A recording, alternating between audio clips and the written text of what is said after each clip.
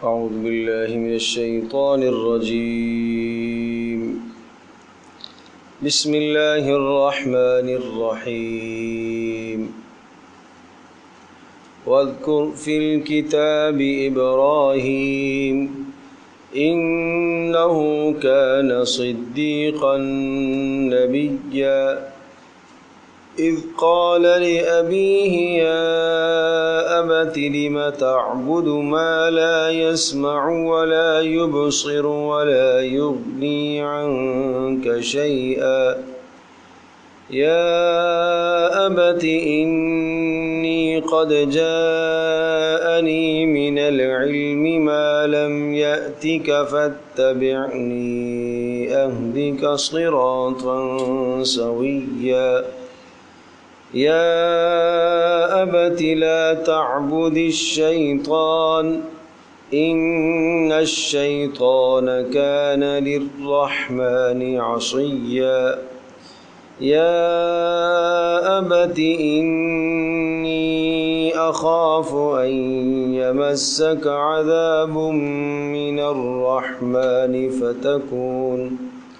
فتكون للشيطان وليا قال أراغب أنت عن آلهتي يا إبراهيم لئن لم تنته لأرجمنك واهجرني مليا قال سلام عليك سأستغفر لك ربي إنه كان بي حفيا وأعتزلكم وما تدعون من دون الله وأدعو ربي عسى ألا أكون بدعاء ربي شقيا فلما اعتزلهم وما يعبدون من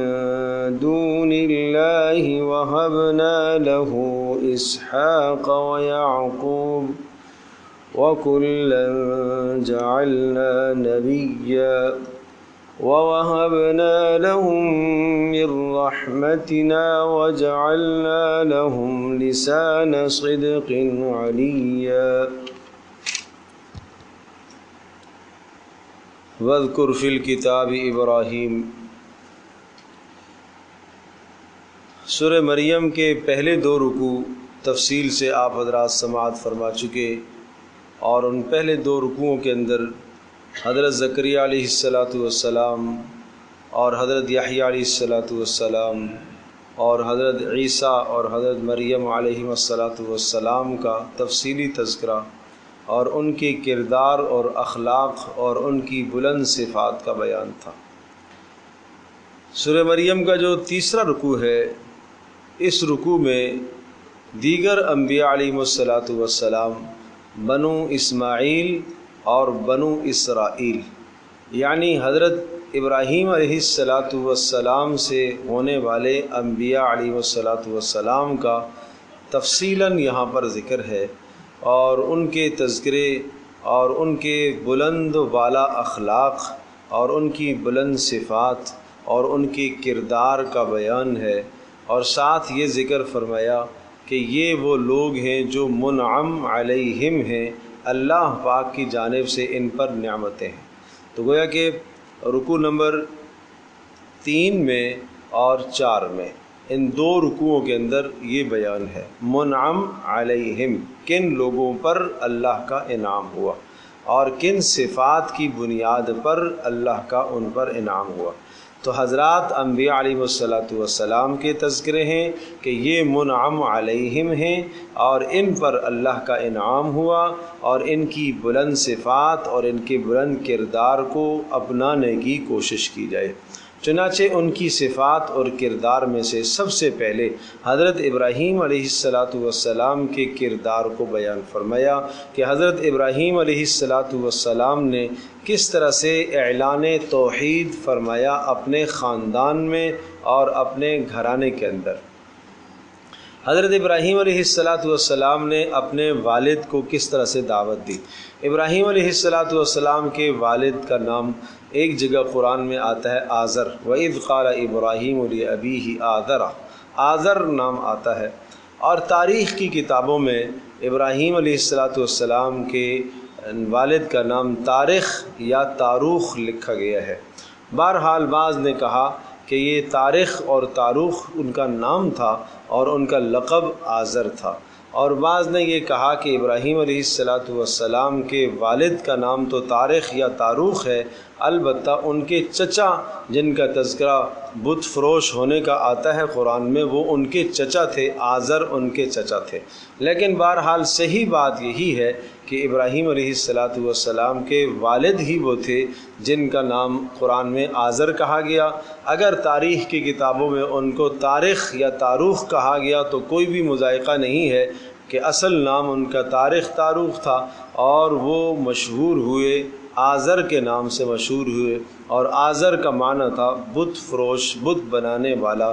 تو یہ صنم گر تھے، بت بناتے تھے، اور نمرود جو بادشاہ تھا، پوری دنیا کی سلطنت جس کے پاس تھی، یہ نمرود کے پاس رہتے تھے اور اس کے خاص الخاص آدمی تھے، اور یہ بت بناتے تھے۔ ابراہیم علیہ السلام نے بھی اسی ماحول کے اندر آنکھ کھولی۔ حضرت ابراہیم علیہ السلام کی جو جائے پیدائش ہے عراق کے اندر بابل، وہ ابراہیم علیہ السلام کا اصل مسکن اور جائے پیدائش ہے، اور یہ والد کے ساتھ جو مکالمہ ہوا ابراہیم علیہ السلام کا، یہ اسی اپنے آبائی علاقے کے اندر ہوا۔ جب اس آبائی علاقے کے اندر اپنے والد کو انہوں نے دعوت دی اور اللہ کی توحید اور وحدانیت سمجھائی، تو باپ نے انہیں گھر سے نکال دیا۔ گھر سے نکالنے کے بعد ابراہیم علیہ السلام نے وہاں سے ہجرت فرمائی، اور ہجرت کر کے ابراہیم علیہ السلام مصر اور شام کی طرف منتقل ہوئے۔ پہلے مصر تشریف لائے اور پھر وہاں سے ہوتے ہوئے شام چلے گئے، اور پھر ابراہیم علیہ السلام نے جب ہجرت کی تو ساتھ ابراہیم علیہ السلام کی بیوی تھی حضرت سارہ، اور اسی طرح سے ابراہیم علیہ السلام کے بھانجے یا بھتیجے حضرت لوط علیہ السلام، جن کو آگے جا کر اللہ پاک نے نبوت عطا فرمائی، وہ بھی گویا کہ پیغمبر بنے۔ جب یہ یہاں سے شام سے نکلنے والے، یہ ہجرت کرنے والے 3 افراد تھے، ابراہیم علیہ السلام، ان کی اہلیہ، اور ساتھ حضرت لوط علیہ السلام۔ بابل سے ہجرت کر کے یہ کہاں گئے؟ شام کی طرف، مصر کے راستے سے ہوتے ہوئے شام کی طرف ہجرت کی، اور شام میں پھر اردن کے شرقی علاقے کے اندر وہاں مبعوث ہوئے حضرت لوط علیہ السلام۔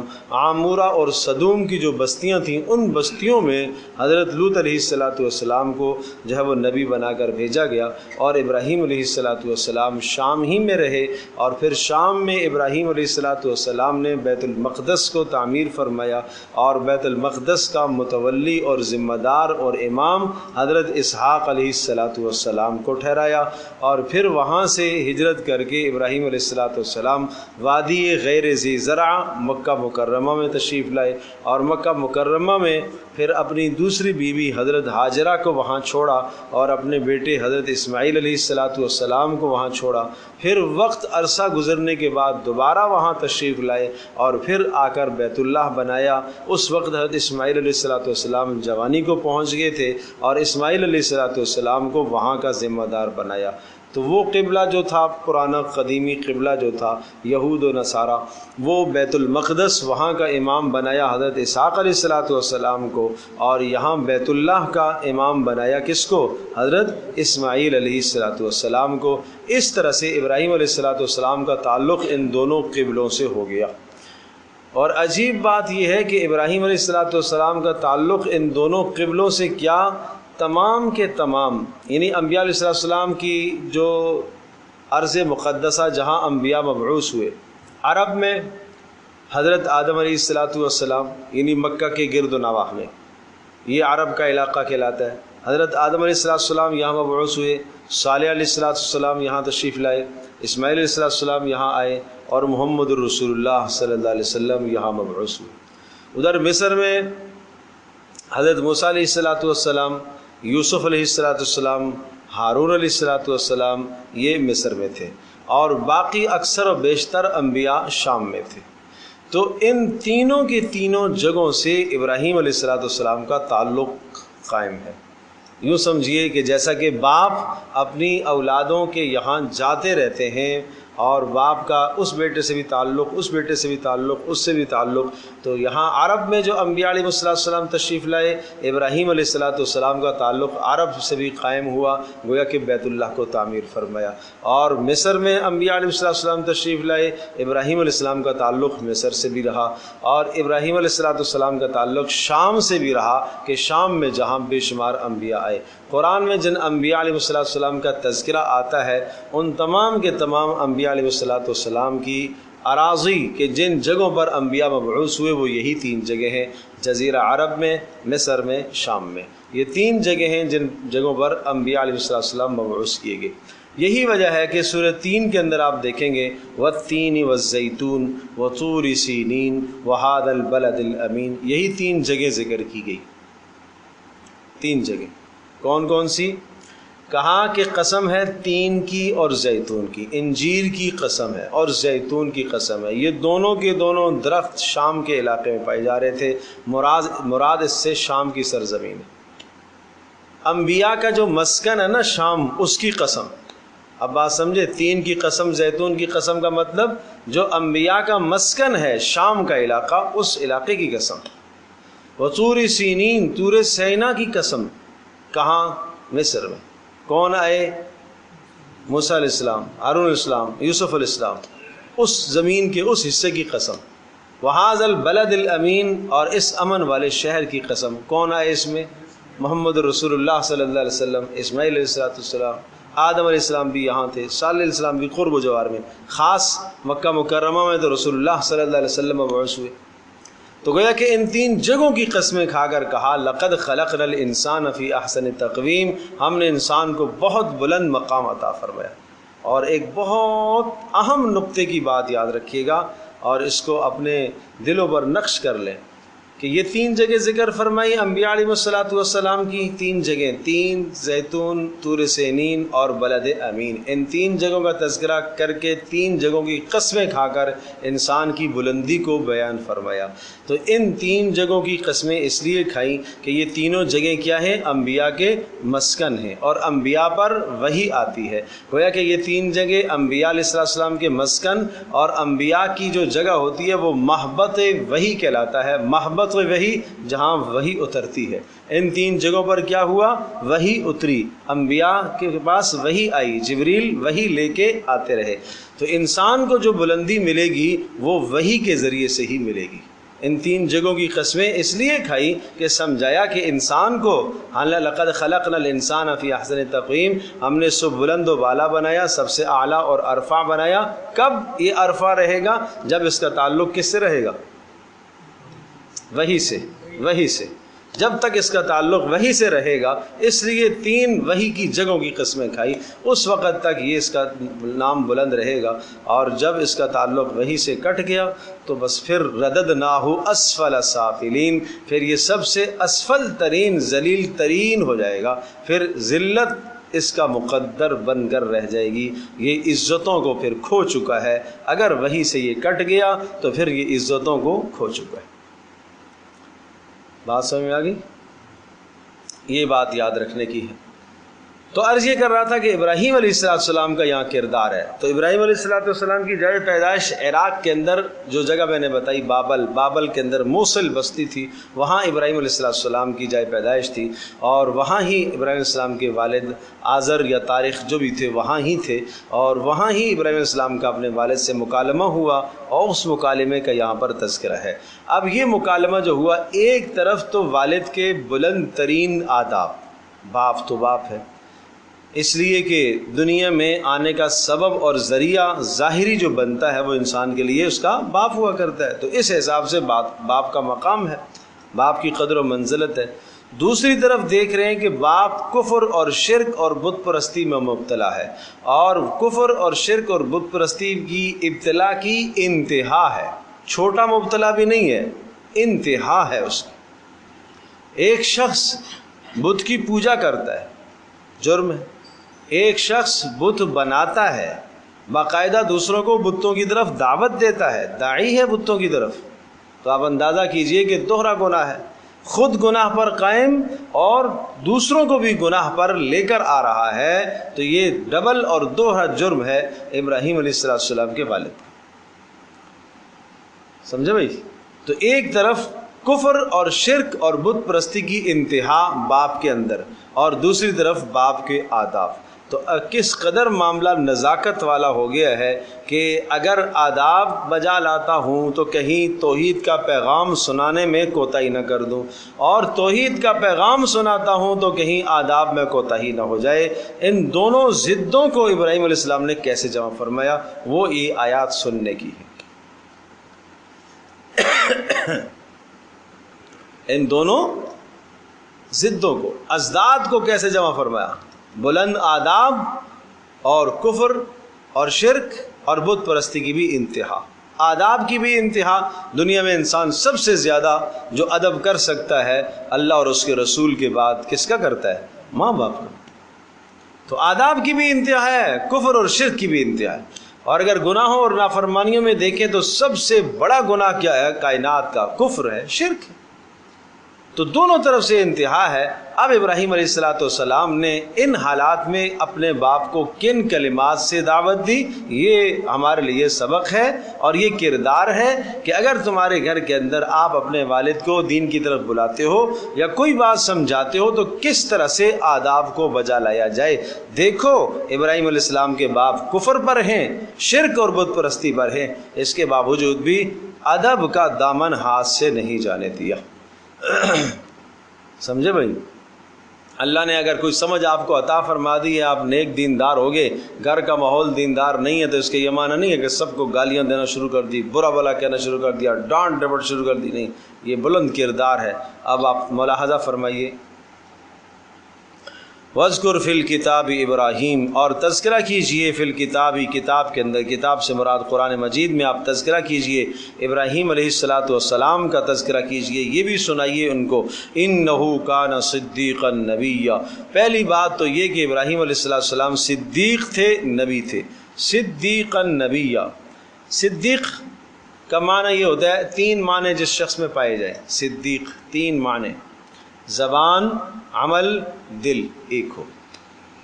جو بات دل میں ہے زبان پر وہی آ رہی ہے، جو زبان میں ہے عمل میں بھی وہی آ رہی ہے۔ یہ نہیں ہے کہ جناب زبان کے اندر کچھ اور ہے، گفتار کا تو بڑا غازی ہے، کردار کچھ نہیں ہے، یہ نہیں ہونا چاہیے۔ تو یہ صفات ہر نبی میں موجود تھی، ہر نبی صدیق تھا، ہر نبی کیا تھا؟ صدیق تھا۔ اور پھر انبیاء علیہ السلام کے ماننے والے وہ بھی سب صدیق تھے۔ سیدنا ابوبکر صدیق رضی اللہ تعالی عنہ، صحابہ کرام رضی اللہ عنہم اجمعین سب صدیق ہیں، لیکن ان صدیقین میں پھر درجے ہیں، جیسے انبیاء میں درجے ہیں، سب نبی، لیکن 5 پیغمبر اولو العزم کہلاتے ہیں، بلند مقام جن کا ہے، 5 پیغمبر، نوح علیہ السلام، ابراہیم علیہ السلام، موسیٰ علیہ السلام، عیسیٰ علیہ السلام اور محمد الرسول اللہ صلی اللہ علیہ وسلم۔ یہ 5 پیغمبر کیا کہلاتے ہیں؟ اولو العزم پیغمبر کہلاتے ہیں۔ یہ گویا کہ سب سے زیادہ بلند مقام انبیاء میں، رسولوں میں ان 5 کا ہے۔ پھر ان 5 میں بھی سب سے بلند مقام کس کا ہے؟ محمد الرسول اللہ صلی اللہ علیہ وسلم کا ہے۔ بالکل اسی طرح سے سب کے سب صحابہ صدیقین ہیں، ان سب میں بلند ترین مقام سیدنا ابوبکر صدیق رضی اللہ تعالی عنہ کا ہے۔ تو صدیق کا معنی میں نے عرض کیا کہ جس کی زبان، جس کا عمل اور جس کا قول ایک ہی ہو، نیت جو دل میں ہے وہی زبان پر وہی عمل پر۔ تو دل، زبان، عمل تینوں متحد ہو جائیں تو کیا بن جاتا ہے؟ صدیق بنتا ہے۔ اللہ پاک ہم سب کو صدیقین کا درجہ عطا فرمائے، اللہ سے مانگا کرے۔ تو فرمایا انہو کان صدیقا نبیّا، وہ صدیق تھے، نبی بھی تھے۔ اذ قال لابیہ، یاد کرو جب انہوں نے کہا اپنے والد سے، کیا کہا اپنے والد سے؟ میں نے عرض کیا کہ والد کا نام طارق اور لقب ان کا آذر بتایا گیا۔ اذ قال لابیہ یا ابتی، اچھا یا ابتی، یہ بار بار لفظ یہ آئے گا، یا ابتی، ایک ہوتا ہے یا ابی، یا ابی کا معنی میرے والد، اور جب اس کے ساتھ تا لگتی ہے یہ حد درجے کا ادب بتاتا ہے یہ لفظ یا اباتی، جس کا آپ ترجمہ اردو میں اگر کرنا چاہیں، اول تو حق اس کا ادا نہیں ہو سکتا اس لفظ کا اردو میں، جو اس لفظ میں مٹھاس ہے، بس یوں کہہ سکتے ہیں کہ اے میرے پیارے ابا جان، بس اتنا آپ کہہ سکتے ہیں کہ اردو میں سب سے زیادہ باپ کی تعظیم کا کلمہ جب ہم والد کو پکاریں گے تو ہم کیا کہیں گے؟ میرے پیارے ابا جان، میرے ابا جان، میرے ابو جی، یہ لفظ۔ تو ظاہر سی بات ہے کہ وہ ابو جی یا ابا جان جو بیٹا کہتا ہے، اس بیٹے کے کہنے میں جو محبت ہے، اس انداز کی ترجمانی تو الفاظ نہیں کر سکتے لوگ۔ ابراہیم علیہ السلام نے وہی لفظ کہا جو ادھر پیچھے کہا یوسف علیہ السلام نے، کس کو؟ یعقوب علیہ السلام کو۔ ایک نیک اونہار بیٹا اپنے نیک اور بلند ترین پیغمبر یعقوب علیہ السلام کو کن الفاظ سے کہہ رہا ہے؟ یا ابت انی رأیت احد عشر، اے میرے پیارے ابا جان، میں نے خواب میں دیکھا ہے، میں نے دیکھا ہے کہ جناب 11 ستارے اور سورج اور قمر۔ ٹھیک ہے، وہ لفظ بھی کس نے کہا؟ یوسف علیہ السلام نے، اور والد وہاں پر کون ہیں؟ یعقوب علیہ السلام جو پیغمبر ہیں۔ یہاں ابراہیم علیہ السلام نے بالکل بعینی وہی لفظ کہا جو یوسف علیہ السلام نے کہا تھا، اور کس کو کہا؟ اپنے باپ کو۔ وہ باپ کون ہے؟ جو کفر اور شرک پر ہے۔ تو یہ سمجھایا ادب، یہ ادب سمجھایا۔ لما تعبد ما لا يسمع ولا يبصر ولا يغني عنك شيئا، کسی بھی جگہ پر باپ کی طرف گمراہی کو منسوب نہیں کیا، آپ گمراہ ہیں، آپ ایسے ہیں، آپ ویسے نہیں۔ یا ابتی، اے میرے پیارے ابا جان، لما تعبد، آپ کیوں بندگی کرتے ہیں؟ ما لا يسمع، جو سنتے نہیں، ولا يبصر، دیکھتے نہیں، ولا يغني عنك شيئا، نہ آپ کو کچھ فائدہ پہنچا سکتے ہیں۔ یہ تو بے جان ہے ابا جان، ان بے جانوں کے سامنے آپ سیدھا ریز ہوتے ہیں، ان بے جانوں کے آداب آپ بجا لاتے ہیں۔ نہ تو یہ سنتے ہیں کہ مشکل میں آپ کی پکار سنیں، نہ تو یہ دیکھتے ہیں کہ آپ کے مظلومیت کے حال کو دیکھ سکیں، اور نہ یہ آپ کو کوئی فائدہ پہنچا سکتے ہیں۔ روزی یہ نہیں دیتے، بیماری یہ نہیں دور کرتے، نقصان یہ نہیں دور کرتے، تو پھر کیوں؟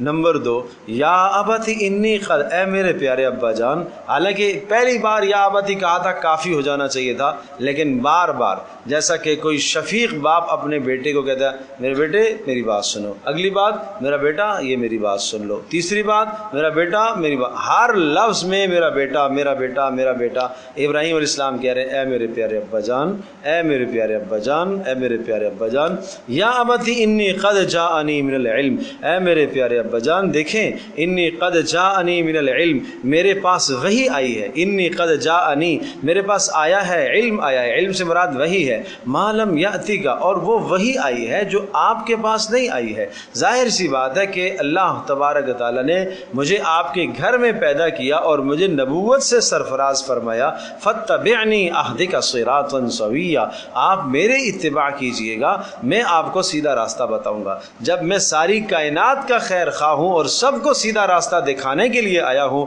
تو میں آپ کو سیدھا راستہ نہیں دکھاؤں گا کیا؟ بات سمجھے نہیں سمجھے؟ جب میں دوسروں کے ساتھ خیر خواہی کرنے والا ہوں تو آپ کے ساتھ تو میں بہت احسن اور اعلیٰ طریقے سے خیر خواہی کروں گا۔ یا ابتی، اے میرے پیارے ابا جان، لا تعبد الشیطان، دیکھیں شیطان کی بندگی نہ کیجیے۔ شیطان کی بندگی یعنی بتوں کی پوجا کرنا، یہ کیا ہے؟ یہ شیطان کی بندگی ہے۔ ان الشیطان کان للرحمن عصیا، اس لیے کہ شیطان تو اپنے رحمان کا بڑا نافرمان ہے، عصیا نافرمان ہے۔ یا ابتی انی اخاف، اے میرے پیارے ابا جان مجھے ڈر لگتا ہے، ان یمسک عذاب من الرحمن، کہ آپ کو پہنچے گا عذاب رحمان کی جانب سے، فتکون للشیطان ولیا، کہیں ایسا نہ ہو کہ آپ شیطان کے ہی ہم نواہ بن جائیں۔ یہ نصیحتیں دیکھو، 4 کلمات، 4 جملے، 4 ناصحانہ کلام ہیں ابراہیم علیہ السلام کے۔ پہلے میں کیا اظہار فرمایا؟ بتوں کی بے ثباتی ہونے کو بتلایا، اور دوسرے میں اپنی وحی کا اظہار کیا، اپنے رسول ہونے کا اظہار کیا۔ نمبر 3 تیسرے میں شیطان کے نقش قدم سے روکا، اور نمبر 4 اللہ کے عذاب سے ڈرایا۔ یاد رہیں گی یہ باتیں؟ اب آپ اندازہ کیجئے کہ کتنی جامع دعوت ہے، کتنی جامع دعوت ہے کہ پہلی چیز کے اندر جس منکر میں وہ مبتلا ہیں اس منکر پر نکیر فرمائی کہ جن کی پوجا آپ کر رہے ہیں یہ نفع نقصان کے مالک نہیں۔ نمبر 2 اپنے منصب کا اظہار کیا کہ میں کوئی اب عام آدمی ہوں، تو آپ کا بیٹا، لیکن میں اب عام آدمی نہیں رہا، میرا تعلق براہ راست اوپر سے ہے، اللہ کی وحی سے میرا تعلق ہے۔ نمبر 3 آپ اور آپ کے چاہنے والے جتنے بھی ہیں وہ سب غلط راستے پر چل رہے ہیں، میں آپ کو غلط راستہ دکھاتا ہوں۔ اور نمبر 5 اگر آپ اس غلط راستے سے نہیں بچیں گے تو پھر اللہ کا دردناک عذاب آپ تک پہنچے گا۔ تو یہ اللہ پاک نے ابراہیم علیہ السلام کی کس کو ذکر کیا؟ دعوت کو، ٹھیک ہے۔ اب باپ کا جواب دیکھیے، باپ کی سختی دیکھیے، ادھر ابراہیم کے آداب دیکھیے اور ادھر باپ کی سختی دیکھیے۔ قالا، کہا، کس نے کہا؟ باپ نے۔ اراغب انت عن آلیتی یا ابراہیم، اراغب، کیا تو اعراض نہیں کرے گا، کیا تو باز نہیں آئے گا میرے معبودوں کو برا بلا کہنے سے؟ یا ابراہیم، اے ابراہیم، حالانکہ یا اباتی، اے میرے پیارے ابا جان کا جواب ہونا چاہیے تھا یا بنیا، جیسا یعقوب علیہ السلام کو یوسف علیہ السلام نے کہا تھا یا اباتی، اے میرے پیارے ابا جان، اور یعقوب علیہ السلام نے جواب میں کہا تھا یا بنیا لا تقصص رؤیاک، اے میرے پیارے بیٹے اپنے خواب کا تذکرہ لوگوں کے سامنے نہ کرنا، اپنے بھائیوں کے سامنے تذکرہ نہ کرنا۔ یا بنیا کہا جاتا لیکن وہ لفظ نہیں کہا، بلکہ کیا کہا؟ یا ابراہیم، نام لیا ابراہیم۔ سمجھے بھائی؟ ایک باپ اپنے بیٹے کو پکارتا ہے، اگر نام لے کے پکارتا ہے ایک یہ ہے، اور ایک اے میرے بیٹے، دونوں میں بڑا فرق ہے۔ اور یا بنیا تصغیر ہے، اے میرے پیارے بیٹے، تو زمین آسمان کا فرق ہے نا۔ یا بنیا، اور اس جذبات کی ترجمانی تو لفظ کر ہی نہیں سکتا جو باپ شفقت سے پکارتا ہے، پیار اور محبت سے اپنی اولاد کو پکارتا ہے، لفظ اس کی ترجمانی کیسے کرے گا؟ لفظ تو وہ جو زبان سے آواز نکلی ہے، لفظ تو صرف اس کی ترجمانی کر رہا ہے، باقی جو کیفیت تھی، جو محبت تھی، اس محبت کی ترجمانی تو لفظ نہیں کر سکتا۔ تو سختی دیکھیے، اراغبن انت عن آلیتی یا ابراہیم، ابراہیم تم باز نہیں آؤ گے میرے معبودوں کو برا بلا کہنے سے؟ اور سن لو، لئن لم تنتہی، اگر تو باز نہ آیا، لارجمنک، تجھے پتھر مار کر سنسار کر دوں گا، پتھر مار کر سنسار کر دوں گا۔ نمبر 2 وہجرنی ملیا، اور ہٹ جاؤ میرے پاس سے، دور ہو جاؤ یہاں سے، نکل جاؤ میرے پاس، میرے گھر سے نکل جاؤ۔ اور ملین کا مطلب یہ نہیں ہے کہ میرے گھر سے ابھی چلے جاؤ، زندگی بھر واپس پلٹ کے ادھر نہیں آنا تمہیں۔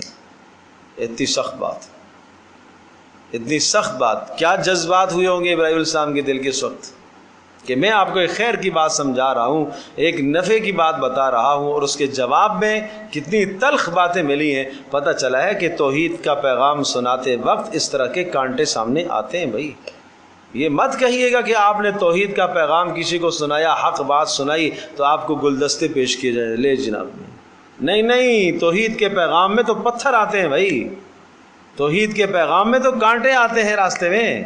پیارے پیغمبر صلی اللہ علیہ وسلم کا حال آپ نہیں جانتے؟ آپ علیہ السلام صادق اور امین نہیں تھے؟ نبوت سے پہلے ساری دنیا اور سارا مکہ صادق امین نہیں کہتا تھا؟ کہتے تھے۔ آپ علیہ السلام نے توحید کا پیغام سنانا شروع کیا، وہی صادق و امین کہنے والے آپ کو پتھر مارنے لگ گئے، راستے میں کانٹے بچھاتے۔ تو یہ ایک بہت بڑا پیغام ہے ان لوگوں کے لیے جو وعظ اور نصیحت کرتے ہیں، اور ہر ایک کو کرنی چاہیے کہ جب آدمی حق بات سناتا ہے تو حق کے نتیجے میں مخالفتیں آتی ہیں، گھر سے نکالا جاتا ہے، علاقے سے نکالا جاتا ہے، سمجھے بھائی؟ تو یہ نکل جانا یا نکالنا یہ تو انبیاء کی سنت ہے، بات سمجھے نہیں سمجھے؟ یہ تو انبیاء علیہ السلام کی سنت ہے، یہ کسی نقص کی دلیل نہیں ہے بھائی۔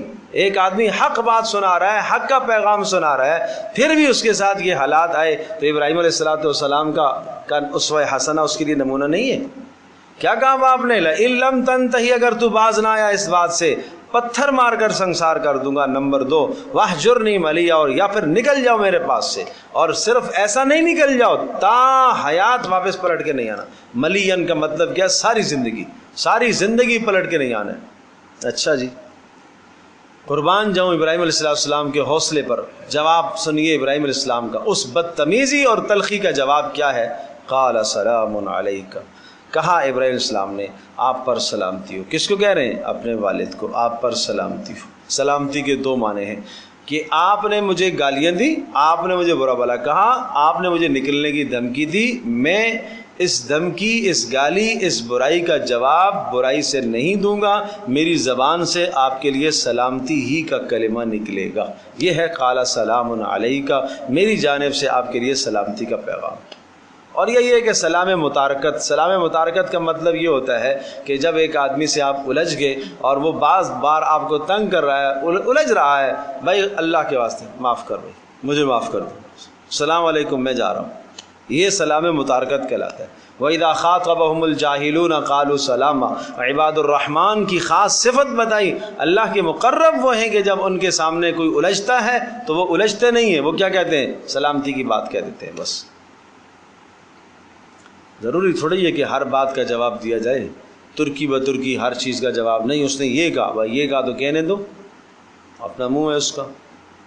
وہ ایک شخص کسی کو گالیاں دے رہا تھا، دے رہا ہے، اس اللہ کے بندے پر تو اثر ہی نہیں ہو رہا، یہ پھر گالی دے، اچھا بھائی پھر گالی دے رہا ہے، تو بالآخر اس نے تنگ آ کر کہا یا کہانی، میری مراد جو میں گالیاں دے رہا ہوں نا، اس سے میری مراد تو ہے، تجھے میں گالیاں دے رہا۔ اس نے کیا کہا؟ اس نے کہا وَإِيَّاكَ عَارِض، یہ جو میں اعراض کر رہا ہوں میں بھی آپ ہی سے اعراض کر رہا ہوں، نہیں سمجھے؟ جو میں جواب نہیں دے رہا ہوں یہ میں آپ ہی کو جواب نہیں دے رہا ہوں، میں بھی تو آپ سے اعراض کر رہا ہوں، اس کی تو اور ہٹے گی نا اس بات سے۔ اللہ اکبر، اللہ اکبر۔ وہ حضرت مولانا ریاض کاندھری رحمۃ اللہ علیہ کے متعلق آتا ہے، بڑے حوصلے والے آدمی تھے۔ ظاہر ہے پوری دنیا میں اللہ نے جو ان سے کام لیا وہ ایسے تھوڑی ہے، بہت بڑا حوصلہ تھا۔ کسی نے ان کو برا بھلا کہا، سنتے رہے۔ اس نے کہا حضرت آپ کو غصہ نہیں آتا؟ اتنی باتیں میں نے کہی ہیں۔ فرمایا دیکھو میرا غصہ اتنا ہلکا نہیں ہے کہ تیرے اوپر میں اس کو ظاہر کروں، میرا غصہ اتنا ہلکا، اتنا سستا، اتنا بیکار ہے نہیں کہ میں آپ جیسے پر اپنے غصے کو ظاہر کروں۔ تو تن من دھن اس کی آگ لگ گئی اس بات کو سن کر کہ میں اتنا حقیر ہو گیا کہ آپ مجھے غصے سے جواب بھی دینا نہیں چاہتے۔ تو بھائی سامنے والے کو یوں مار دی جاتی ہے، باتوں سے نہیں مارا جاتا، باتوں ہی سے نہیں ہرایا جاتا۔ بڑوں کا طریقہ ہے چپ رہ کر ہراتے ہیں اگلے کو، خاموش رہ کر ہراتے ہیں، اور یہ خاموش رہ کر جو ہرانا ہے نا، یہ سخت ہرانا ہوتا ہے، یہ مار سخت ہوتی ہے بات سے۔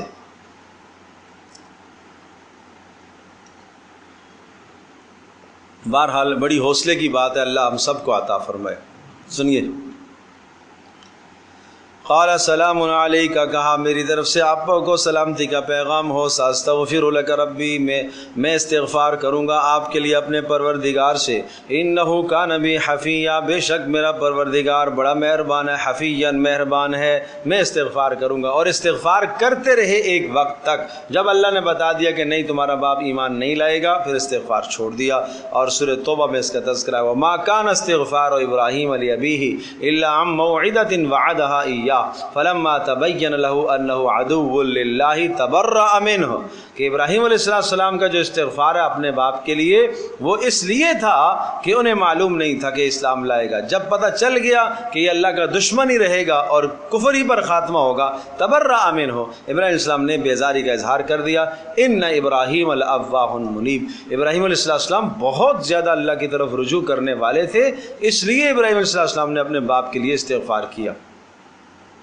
عسى اللہ اکون بدعاء ربی شقیا، مجھے امید ہے، یقین ہے، اللہ اکون بدعاء ربی، میں اپنے پروردگار کی پکار سے کبھی بھی محروم نہیں رہا، یعنی میں اپنے رب کو جب بھی پکارتا ہوں تو اس پکار کا جواب مجھے ملتا ہے، میں محروم نہیں رہا۔ لیکن آپ جب پکارتے ہیں اپنے بتوں کو تو آپ کو کوئی جواب نہیں آتا، مجھے اپنے رب کا جواب آتا ہے، میں مایوس نہیں رہا کبھی بھی۔ اللہ اکبر۔ ہاں چھوڑ دیا، ہاں وَأَعْتَزِلُكُمْ، اچھا بھائی آپ نے مجھے کہا نکل جاؤ، وَأَعْتَزِلُكُمْ، میں آپ سے جدا ہوتا ہوں۔ اعتزال کہتے ہیں جدا ہونا، من کل الوجوہ، جدا ہو جانا۔ نہ وہاں جائیداد چھوڑی، کوئی تھی نہیں، انبیاء کے پاس کیا تھا؟ کچھ بھی نہیں تھا، سب کچھ بالکل خیر بات کہہ دیے، سمجھے بھائی؟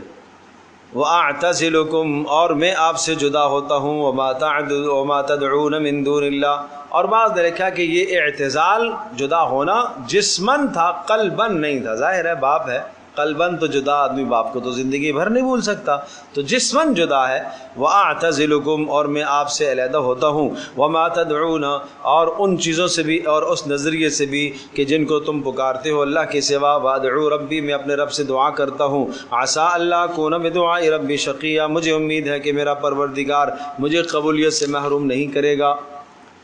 تو ابراہیم علیہ السلام نے قربانی دی، کیا قربانی؟ اللہ کا پیغام خوب سنایا، ڈنکے کی چوٹ سے سنایا اور بغیر کسی خوف و خطر کے سنایا۔ اس کے بعد باپ نے نکال دیا، جب نکال دیا تو نکل گئے، لڑے نہیں، مزاحمت نہیں کی، اس علاقے کو چھوڑ دیا۔ اور یہ خاندان کے چھوڑنے کے نتیجے میں اللہ نے کیا عطا فرمایا وہ سنیے گا۔ فلما اعتزلهم جب ابراہیم علیہ السلام ان سے جدا ہو گئے، وما یعبدون اور ان کے ان نظریات سے بھی جن کی وہ بندگی کرتے تھے اللہ کے سوا، ان بتوں کے نظریات عقائد سب سے جدا ہو گئے، تو پھر کیا ہوا؟ وَهَبْنَا لَهُ إِسْحَاقَ وَيَعْقُوبَ ہم نے ابراہیم علیہ السلام کو عطا کیا بیٹا اسحاق و یعقوب اور پوتا بھی دے دیا زندگی میں۔ اچھا بیٹا دے دیا، پوتا دے دیا تو اچھا یہ کون سا کمال ہو گیا یا اللہ؟ بیٹا پوتا تو ہوتا ہی رہتا ہے لوگوں کا۔ کہا نہیں وہ عام بیٹے عام پوتے نہیں ہیں، وَكُلًّا جَعَلْنَا نَبِيًّا دونوں میں سے ہر ایک کو ہم نے نبی بنایا ہے۔ نہیں سمجھے؟ بیٹے اسحاق کو بھی نبی بنایا اور پوتے یعقوب کو بھی نبی بنایا، اور صرف اتنا ہی نہیں کہ نبی بنایا بلکہ قیامت تک جو نبوت کا سلسلہ تھا وہ ان کے اندر جاری کر دیا، انہی کے خاندان میں رکھ دیا۔ اس کے بعد جتنے بھی انبیاء آئے پیارے پیغمبر صلی اللہ علیہ وسلم تک، سب کے سب وہ کس سے آئے؟ ابراہیم علیہ السلام کی نسل سے آئے۔ سمجھے بھائی؟ وَوَهَبْنَا لَهُم مِّن رَحْمَتِنَا اور ہم نے عطا کیا ان کو اپنی رحمت کی جانب، ہم نے اپنی رحمتیں دی، یعنی نبوت کے کمالات دیے ان کو۔ وَجَعَلْنَا لَهُمْ لِسَانَ صِدْقٍ عَلِيًّا اور ہم نے کر دیا لہم ان کے لیے لسان صدق علیہ اچھا سچائی کا اور بلندی کا بول رکھ دیا ان کے لیے۔ کیا معنی؟ لوگوں کی زبانوں پر ان کے اچھے تذکرے رکھ دیے۔ چنانچہ آج دنیا کا جو بھی آدمی ہے مذہب آسمانی کتابوں کو ماننے والا، وہ ابراہیم علیہ السلام، اسحاق علیہ السلام، یعقوب علیہ السلام کا معترف ہے۔ یہ معنی ہے۔ یہودی بھی مانتے ہیں، نصرانی بھی مانتے ہیں، مسلمان تو مانتے ہی مانتے ہیں۔ یہ قصہ ہوا مکمل ابراہیم علیہ السلام۔ اس قربانی پر اللہ نے کیا عطا فرمایا؟ اللہ نے ہبے میں عطا فرمایا، اور ہبہ میں پہلے بتا چکا ہوں عطیے کو کہتے ہیں، بغیر کسی معاوضے کے جو دیا جاتا ہے اس کو ہبہ کہتے ہیں۔ تو ہبے میں دیا ہے ہم نے ان کو اسحاق اور یعقوب، اور اسحاق اور یعقوب عام شخص نہیں تھے بلکہ ہم نے ان کو کیا بنایا؟ نبی بنایا۔ چلو اب اس کے بعد پھر تسلسل سے انبیاء کا بہت اجمال سے تذکرہ ہے، اور ہر نبی کی ایک ایک خوبی اللہ نے ذکر فرمائی جو خاص الخاص ان کی خوبی تھی۔ اللہ پاک ان خوبیوں کو ہمارے اندر پیدا فرما دے، اور سنو یہ خوبیاں پیدا، میں نے عرض کیا تھا کہ یہ سورہ مریم قصص الانبیاء میں سے ہے، اور قصص الانبیاء کا مطلب انبیاء کا کردار بیان کرتی ہے، اور یہ مجھے اور آپ کو دعوت دیتی ہے کہ یہ کردار آپ بھی اپنی زندگی میں لے کر آئیں۔ اب دیکھو موسیٰ علیہ السلام کا کردار، وَاذْكُرْ فِي الْكِتَابِ موسیٰ اور تذکرہ کر موسیٰ علیہ السلام کا کتاب میں، إِنَّهُ كَانَ مُخْلَصًا وَكَانَ رَسُولًا نَبِيًّا بے شک وہ تھے مخلص تھے، چنے ہوئے برگزیدہ تھے، وَكَانَ رَسُولًا نَبِيًّا اور وہ رسول بھی نبی بھی تھے۔ ٹھیک ہے، آپ رسول نہیں بن سکتے، آپ نبی نہیں بن سکتے، نبوت رسالت کا سلسلہ ختم ہو گیا، اور اسی طرح سے نبوت اور رسالت کسبی چیز بولو نہیں ہے نا، کسبی چیز تو نہیں ہے کہ کوئی آدمی اپنی محنت سے رسول بنا ہو، اپنی ریاضت سے، مجاہدے سے، مشقت برداشت، عبادت کرتے کرتے کرتے کرتے کرتے رسالت کے مرتبے پر نہیں، ایسا نہیں ہو سکتا۔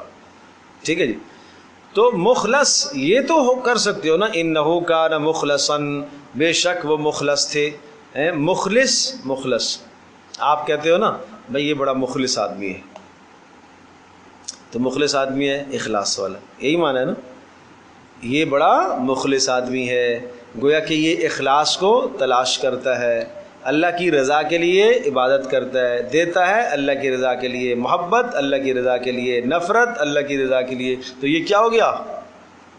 مخلص۔ یہ ہے مخلص، اور رسول مخلص، مخلص لام کے زبر کے ساتھ، ٹھیک ہے جی. اس کا مطلب کیا ہوا ہے؟ مخلص کا مطلب کہ جس کو اخلاص خود تلاش کرے، جس کو اخلاص.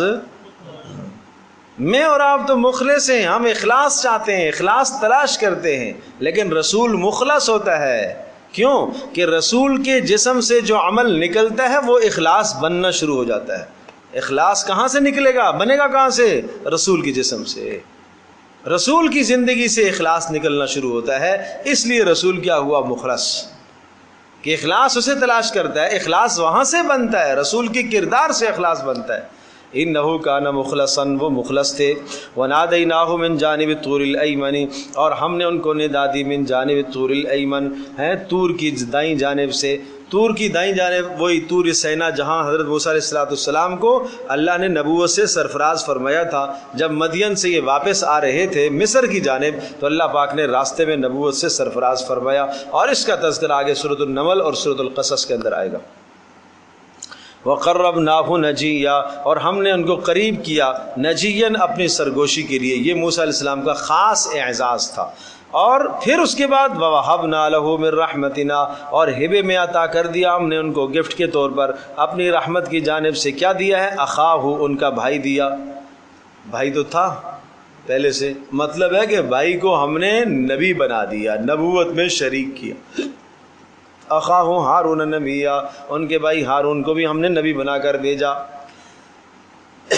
تو بتائیے گا موسیٰ علیہ السلام کے اس تذکرے میں ہمارے کردار کی دو باتیں آ گئیں، عمل کی دو باتیں آ گئیں. ہمارے عمل کی کتنی باتیں آ گئیں بھائی؟ اچھا جی، رسول نبی تو ہم نہیں بن سکتے. موسیٰ علیہ السلام رسول بھی ہیں، نبی بھی ہیں، اور ہارون علیہ السلام نبی ہیں. یہ تو نہیں کر سکتے، لیکن اخلاص تو اختیار کر سکتے ہو. نمبر 2، اپنے بھائی کے ساتھ خیر خواہی تو کر سکتے ہو. دنیا میں جتنی خیر خواہی، سب سے بڑی خیر خواہی بھائی کے ساتھ حضرت موسیٰ علیہ السلام نے فرمائی ہے. اپنے بھائی ہارون کو اللہ سے مانگ کر نبوت میں شریک کرایا. یہ سب سے بڑی خیر خواہی. سمجھے بھائی؟ بھائیوں کو بھائیوں سے آج حسد ہے. قرآن کیا کہتا ہے سورۃ القصص کے اندر؟ وَأَخِي هَارُونُ هُوَ أَفْصَحُ مِنِّي لِسَانًا فَأَرْسِلْهُ مَعِيَ رِدْءًا يُصَدِّقُنِي. اے اللہ، تو نے مجھے رسول بنایا ہے، ٹھیک ہے، میں مصر میں فرعون اور اس کی سلطنت کے پاس جانے کو تیار ہوں، لیکن میرے بھائی ہارون جو ہے ہوا افصح منی لسانا، وہ میرے سے زیادہ فصیح بولتے ہیں، مجھ سے زیادہ اچھا بولتے ہیں، اچھا بولنا جانتے ہیں. لہٰذا اے اللہ ان کو آپ آگے کیجئے، ان کو بھی میرے ساتھ شریک کر دیجئے تاکہ ان کے ذریعے سے مجھے تقویت ملے. قال سنشد عضدک باخیک، اللہ نے کہا ٹھیک ہے، تیری دعا ہم نے قبول کر لی ہے، ہم تیری کمر کو مضبوط کریں گے تیرے بھائی کے ذریعے سے. تو بھائی تو بھائی کی کمر مضبوط کیا کرتا ہے، بھائی بھائی کو گرایا نہیں کرتا، بھائی بھائی کے ساتھ حسد نہیں کیا کرتا، بھائی بھائی کے ساتھ کینہ نہیں رکھا کرتا. یہ اگر آج کے بھائی کو، آج کے جوان بھائی کو موسیٰ علیہ السلام کا کردار پتہ ہو تو موسیٰ علیہ السلام کے کردار کو اپنائے گا، اپنے بھائی کے خیر خواہ بنے گا. اگر آج کا بھائی اس کا رابطہ قرآن مجید سے ہو تو پھر یوسف علیہ السلام کے برادران کی طرح نہیں بنے گا کہ یوسف علیہ السلام سے انہوں نے حسد کیا، اور حسد کے نتائج بد پھر کیا ہوئے، اور پھر وہ حسد کیا، اور یہ لازمی نتیجہ ہے جو انہوں نے یوسف علیہ السلام کو گرانے کی کوشش کی، اللہ نے انہیں اور اوپر کیا، اور چڑھایا، اور اوپر کیا. اور وہ دن اللہ نے لایا، یہ حسد کرنے والے سب کے سب بھائی ہاتھ باندھ کے یوسف علیہ السلام کے سامنے لا کے کھڑے کر دیا اللہ پاک. تو کیا ضرورت ہے پھر ایک بھائی کو، 3 بھائی ہیں، 3 میں سے ایک کی صلاحیت اچھی ہے تو اچھی بات ہے. اگر صلاحیت اللہ نے اس کو اچھی دی ہے تو وہ بھی ہمارا بھائی ہے. کل اگر اس کی دنیا میں نیک نامی ہے تو نیک نامی ہے تو کیا کہا جائے گا؟ فلاں گھرانے کا آدمی ہے، فلاں کا بھائی ہے. نہیں سمجھے بھائی؟ وہ مفسرین نے ایک بڑا پیارا نقطہ لکھا، جب غرض ہوتی ہے نا، غرض، تو یہ میرا بھائی ہے، ٹھیک ہے، اور جب کوئی بلی آ جائے تو یہ آپ کا ہے. یہ بات جو میں کہہ رہا ہوں نا، یہ کیوں کہہ رہا ہوں؟ جب یوسف علیہ السلام کے برادران نے یوسف علیہ السلام کو اللہ سے یعقوب علیہ السلام سے مانگا، یا ابانا ما لک لا تأمنا علی یوسف و انا لہ لناصحون ارسلوا معنا، یہ ہمارا بھائی ہے، ہم اس کے خیر خواہ ہیں، آپ کیوں ہمارے اوپر بھروسہ نہیں کرتے؟ ہم اس کو لے جائیں گے، کھلائیں گے، پلائیں گے، سیر تفریح کرے گا، یہ ہمارا بھائی ہے، ہم اس کے مخلص ہیں، ہم یہ ہیں، ہم وہ ہیں، بھائی ہے نا ہمارا، ٹھیک ہے جی۔ اور جب وہ چوری کا الزام لگ گیا تو وہاں پر کیا کہنے لگے؟ ان ابنک سرق، ابا جان آپ کے بیٹے نے چوری کی ہے، سمجھے بھائی؟ اور جب یوسف علیہ السلام نے کے پاس غلے کے لیے آئے تھے تو یوسف علیہ السلام نے چھوٹے کو بنیامین کو رکوا لیا تھا، اور روکنے کی تدبیر یہ کی تھی کہ جناب وہ کیا کیا تھا، پیالہ ایک رکھوا دیا تھا، اور پیالہ جب اس کے برتن سے سامان سے برآمد ہوا تو اس وقت کیا کہنے لگے؟ ان ابنک سرق، ابا جان آپ کے بیٹے نے چوری کی ہے۔ تو ہمیشہ برائی ادھر جاتی ہے، اور جب کوئی مقام مل جاتا ہے تو یہ تو ہمارا بھائی ہے بھائی، تو ہمارا بھائی، تو بھائی تو وہ ہوتا ہے جو ہر حال میں بھائی کا ساتھ دے۔ اگر بھائی کو عزت ہے تب بھی میرا بھائی ہے، اگر بھائی پر کوئی بلیم آ گئی، کوئی مشکل آ گئی، کوئی تنگی آ گئی، تب بھی میرا بھائی ہے بھائی، بھائی تو میرا ہی ہے، میں ہی ساتھ کھڑا ہوں گا اس کو۔ تو یہ بھائیوں کو بڑا پیغام ہے بھائی۔ اس کے بعد وَاذْكُرْ فِي الْكِتَابِ اسماعیل، اسماعیل علیہ السلام کا تذکرہ بھی کیجئے، إِنَّهُ كَانَ صَادِقَ الْوَعْدِ، یہ خاص وصف ہے ابراہیم علیہ السلام، اسماعیل علیہ السلام کا، صادق الوعد، وعدے کے سچے، وعدے کے نبھانے والے۔ تو یہ کردار ہے، یہ مجھے اور آپ کو سبق دیا جا رہا ہے کہ آپ کیا کیا کریں، بولو، وعدہ۔ انہو کان صادق الوعد، بے شک وعدے کے سچے تھے، وکان رسول النبی، یا رسول نبی تھے، وکان یأمر اہلہ بالصلاۃ والزکاۃ، اور کیا تھا، وکان یأمر اہلہ، اور وہ حکم دیتے تھے اپنے گھر والوں کو نماز کا، والزکاۃ، اور زکوٰۃ کا۔ تو پتہ یہ چلا کہ اپنے گھر کی فکر کرتے تھے، گھر کے بارے میں فکر مند رہتے تھے، یہ نہیں کہ خود نبی تھے، خود بڑے نمازی پرہیزی بزرگ اور وعدے کے نبھانے والے تھے لیکن گھر کا حال برا تھا، نہیں، نبی اپنے گھر کی بھی فکر کیا کرتا ہے۔ یہ مجھے اور آپ کو سبق ہے کہ ہم بھی اپنے اہل اور اپنے گھر کی فکر کریں۔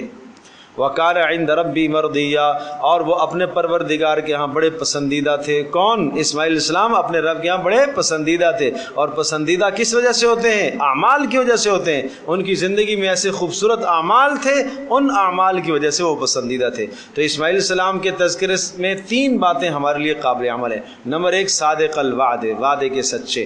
نمبر 2 اپنے گھر کی دینی غور و فکر کرنا، گھر کی فکر کرنے والے، اور نمبر 3 اپنے پروردگار کے پسندیدہ۔ وَاذْكُرْ فِي الْكِتَابِ اسماعیل، ادریس کا تذکرہ بھی آپ کیجئے کتاب کے اندر۔ حضرت ادریس علیہ السلام یہ پہلے کے پیغمبر ہیں، اور بعض نے کہا کہ یہ حضرت نوح علیہ السلام سے بھی پہلے کے ہیں، نوح علیہ السلام سے بھی پہلے کے پیغمبر ہیں، اور ان کا تذکرہ یہاں آیا۔ انہو کان صدیقا نبیا، ان کا خاص وصف کیا تھا؟ صدیقا، انتہائی راست باز، مطلب ہے کہ زبان دل عمل برابر۔ ورفعناہ مکانا علیا، اور ہم نے ان کو بلند درجہ دیا ہے۔ اب بلند درجے سے بعض لوگوں نے یہ لکھا ہے کہ بعض بلند درجے سے مراد یہ کہ اللہ پاک نے ان کو اٹھا لیا، آسمانوں پر زندہ اٹھا لیا، وَرَفَعْنَاهُ مَكَانًا عَلِيًّا۔ بہرحال رسول اللہ صلی اللہ تعالیٰ علیہ وسلم کی حدیث سے یہ ثابت ہے، معراج میں جب آپ گئے آپ نے فرمایا 4تھے آسمان پر میری ملاقات ہوئی عیسیٰ علیہ السلام سے، 4تھے آسمان پر ادریس علیہ السلام سے میری ملاقات ہوئی۔ بہرحال انبیاء علیہ السلام سے ملاقاتوں کا ہونا وہ سب انبیاء کی، باقی انبیاء کی ملاقاتوں کا بھی آپ نے تذکرہ فرمایا۔ اس سے یہ لازم نہیں آتا کہ زندہ اللہ نے ان کو آسمان پر اٹھا لیا ہو۔ رفعناہ، ہم نے ان کو بلند کیا، مکانا علیہ، بہت بلند مرتبے پر ہم نے ان کو اٹھایا۔ اس سے مراد یہ کہ اس وقت کے تمام لوگوں پر اللہ پاک نے ان کو بلند درجہ اور مقام عطا فرمایا، اور خاص طور پر اللہ پاک نے ادریس علیہ السلام سے وہ کام لیے جو آج تک دنیا میں، پہلی دنیا میں سوئی ایجاد کی ہے ادریس علیہ السلام نے، قلم دنیا میں ایجاد کیا ہے ادریس علیہ السلام نے، کپڑوں کی سلائی کا نظام ادریس علیہ السلام نے ایجاد فرمایا۔ اس سے پہلے سلے ہوئے کپڑے لوگ نہیں پہنتے تھے، تو یہ کام اللہ پاک نے ان سے لیے اور دنیا میں لوگوں کو رہن سہن کے سلیقے سکھائے، تو اس لیے اللہ نے ان کو بہت بلند مقام عطا فرمایا۔ یہ سارے تذکرے کرنے کے بعد اگلی بات سنیے گا، اولئک الذین انعم اللہ علیہم، یہ وہ رسول ہیں، وہ لوگ ہیں کہ اللہ نے ان پر انعام فرمایا ہے، من النبیین، یہ نبی ہیں، من ذریت آدم، آدم علیہ السلام کی اولاد ہیں، وممن حملنا مع نوح، اور ان پر بھی اللہ کا انعام ہوا جن کو ہم نے اٹھایا نوح علیہ السلام کے ساتھ، نوح علیہ السلام کے ساتھ کشتی میں جن کو سوار کیا اور جو بچ گئے تھے۔ نوح علیہ السلام کے 3 بیٹے تھے، حام، سام، یافس، یہ 3 بیٹے، اور باقی جناب کوئی 80 یا ایک کم 80 افراد باقی لوگ تھے، یہ سارے ان سب پر اللہ کا انعام ہوا۔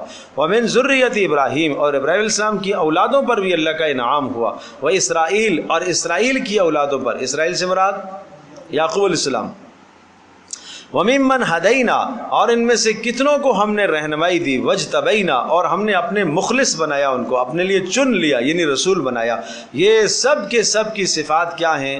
خصوصیت یہ ہے، اِذَا تُتْلَى عَلَيْهِمْ آیات الرحمن، جب ان پر رحمان کی آیات پڑھ کر ان کو سنائی جاتی ہیں، خروا سجداً وبکیا، خروا یہ گر پڑتے ہیں، سجداً سجدے کی حالت میں، وبکیا اور روتے ہوئے، یعنی سجدے کی حالت میں گرتے ہیں اور روتے رہتے ہیں، روتے رہتے ہیں، روتے رہتے ہیں۔ اللہ اکبر، یہ بہت بلند صفت ہے بھائی۔ قرآن مجید کو سن کر، قرآن کی آیات کو سن کر، اللہ تبارک و تعالیٰ کا کلام سن کر دل اثر پکڑ لے، رونگٹے کھڑے ہو جائیں، آنسو بہنا شروع ہو جائیں، یہ وہ صفت ہے جو انبیاء کی صفت ہے۔ اللہ ہم سب کو عطا فرمائے۔ قرآن کی آیات سنیں، ترجمہ سنیں، پیارے پیغمبر صلی اللہ علیہ وسلم کی ارشادات سنیں، وعظ کی باتیں سن کر دل اتنا رقت آمیز ہو جائے، ایسی کیفیت طاری ہو جائے کہ جسم پر رونگٹے کھڑے ہونا شروع ہو جائے اور آنسو بہنا شروع ہو جائیں، یہ قبولیت کی نشانی ہے اور یہ انبیاء کی صفت ہے۔ فخلف من بعدہم، یہاں آیت سجدہ ہے، آیت سجدہ فرما لیجئے گا، ٹھیک ہے، فارغ ہونے کے بعد کر لیں۔ فخلف من بعدہم خلف اضاعوا الصلاۃ، فخلف من بعد، اب یہ تو بات ہو گئی، یہ بلند ترین لوگ تھے، منعم علیہم لوگ تھے جن پر اللہ کا انعام ہوا۔ اب نااہل اور نکموں کا حال سنیے گا۔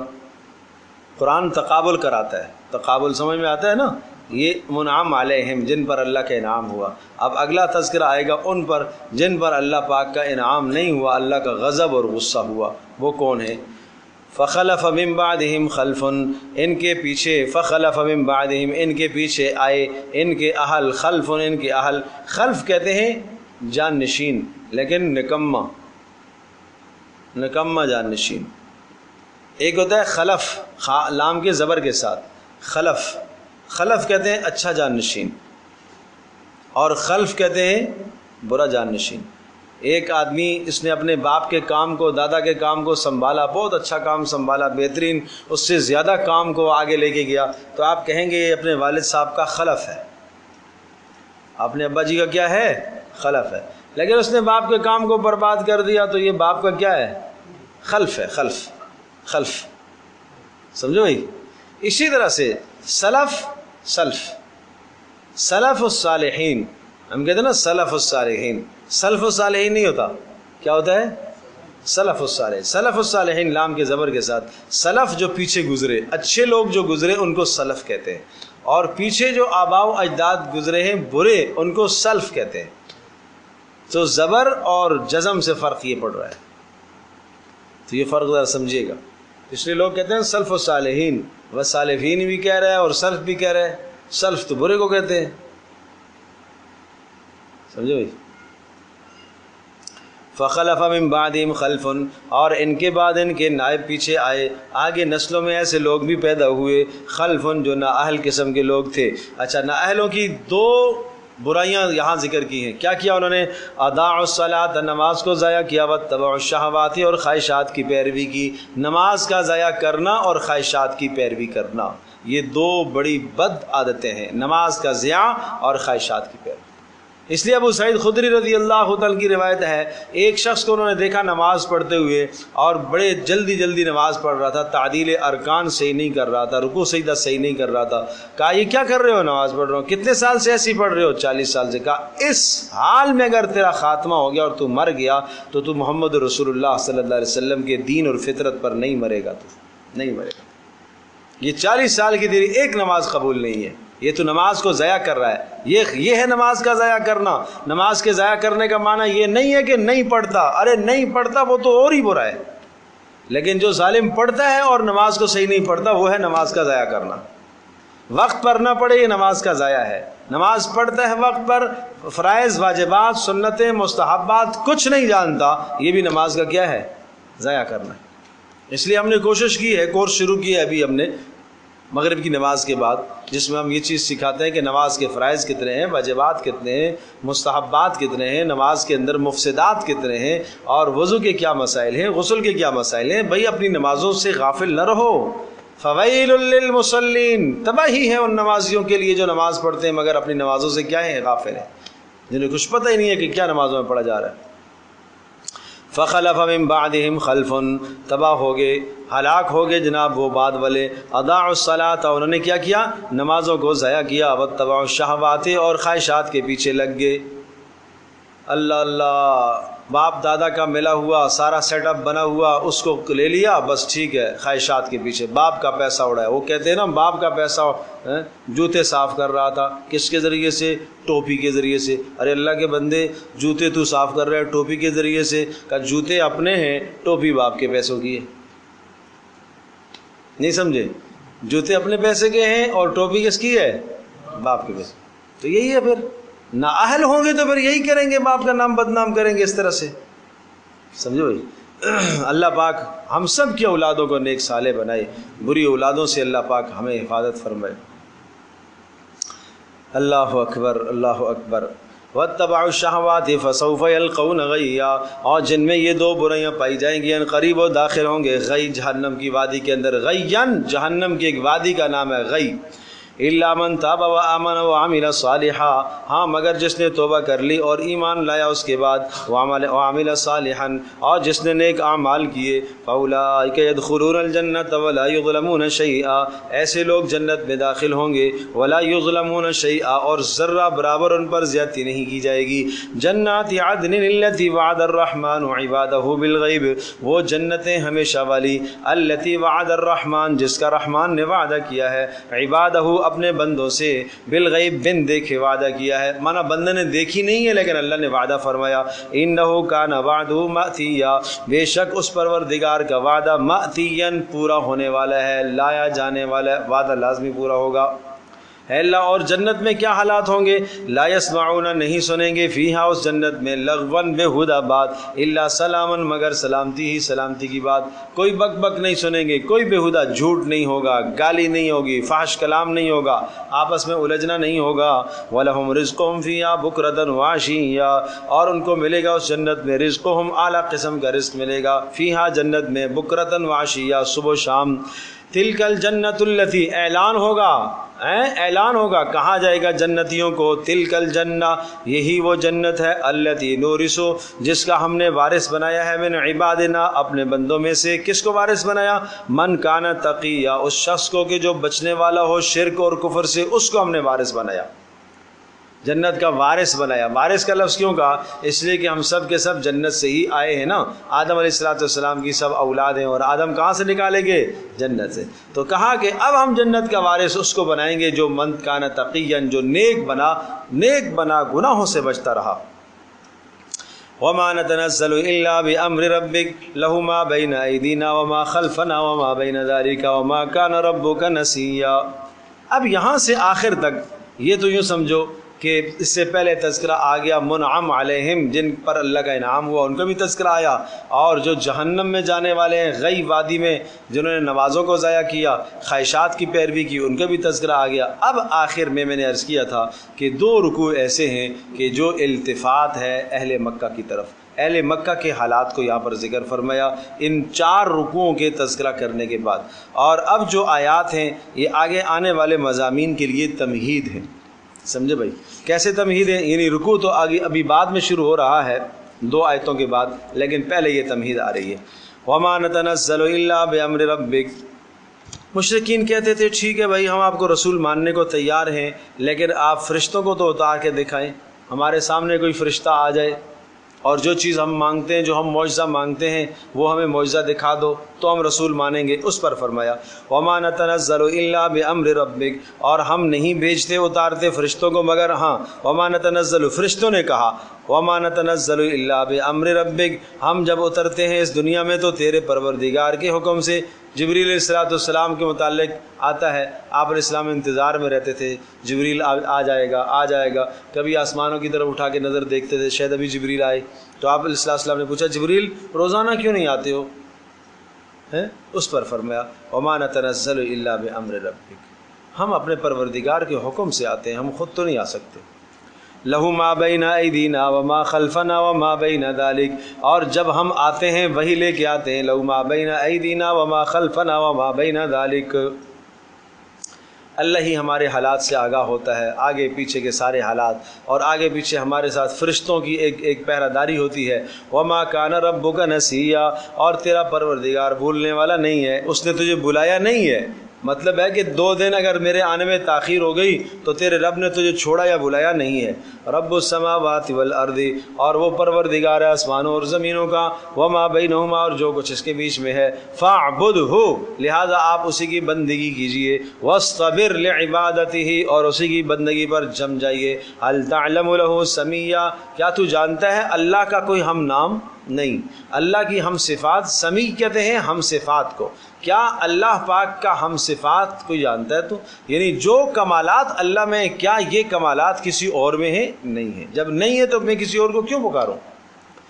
وَيَقُولُ الْإِنسَانُ أَإِذَا مَا مِتُّ لَسَوْفَ أُخْرَجُ حَيًّا، اب یہ بات آئی مشرکین کے عقائد باطلہ کی تردید کی جا رہی ہے آخر کے 2 رکوع کے اندر، اب غور کیجیے گا۔ وَيَقُولُ الْإِنسَانُ، یہ مشرکین مکہ خاص طور پر کہتے تھے یہ کیسے ہو سکتا ہے کہ انسان مرنے کے بعد، ذرہ ذرہ ہونے کے بعد دوبارہ کیسے زندہ کیا جائے گا؟ وَيَقُولُ الْإِنسَانُ، اور انسان کہتا ہے أَإِذَا مَا مِتُّ، جب میں مر جاؤں گا، لَسَوْفَ أُخْرَجُ حَيًّا، کیا میں دوبارہ اٹھایا جاؤں گا؟ مرنے کے بعد میں کیسے اٹھایا جاؤں گا دوبارہ؟ اولا یذکر الانسان، اللہ نے جواب دیا کیا یہ نہیں جانتا اس بات کو؟ اولا یذکر الانسان، کیا انسان کو یاد نہیں ہے؟ انا خلقناہ، ہم نے اس کو پیدا کیا، من قبل، اس سے پہلے، ولم تک شیئا ولم یک شیئا، اور یہ کچھ بھی نہ تھا۔ ہم نے جب اس کو پیدا کیا کچھ بھی نہ تھا، عدم سے ہم نے وجود بخشا، تو کیا ہم دوبارہ پیدا کرنے کی قدرت نہیں رکھتے؟ فما ربک، اللہ اکبر، شدت دیکھیے، زور دیکھیے اس آیت کا۔ فما ربک، تیرے پروردگار کی قسم، تیرے رب کی قسم، اللہ قسم کھا رہا ہے، تیرے رب کی قسم، اور تیرا رب یعنی اے نبی تیرے رب کی قسم، تیرا رب اللہ ہی تو ہے۔ اللہ اپنی قسم کھا رہا ہے لیکن پیارے پیغمبر صلی اللہ علیہ وسلم کی تسلی کے لیے۔